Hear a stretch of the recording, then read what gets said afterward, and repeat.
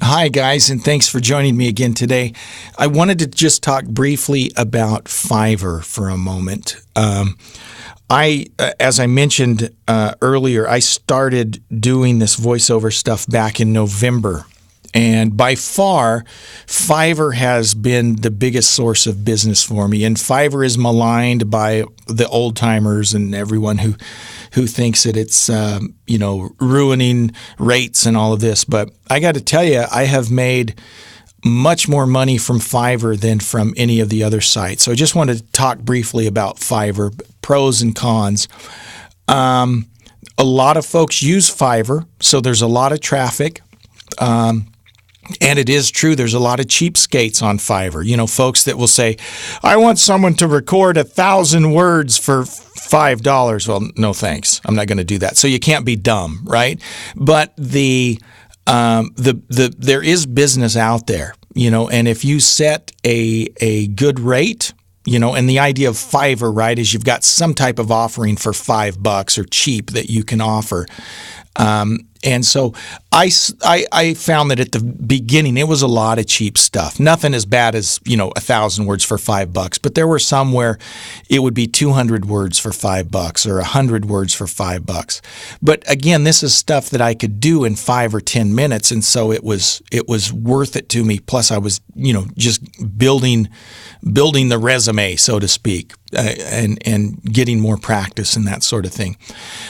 What that kind of worked into is more and more larger jobs and repeat jobs. So I have about 4 clients now that use me regularly. So I can count on them, if not weekly, every couple weeks I'm getting stuff from them. So and that all started through that, right? So from that standpoint, I like Fiverr. And their interface is pretty easy to use, so I would recommend it. Just be smart about it. Don't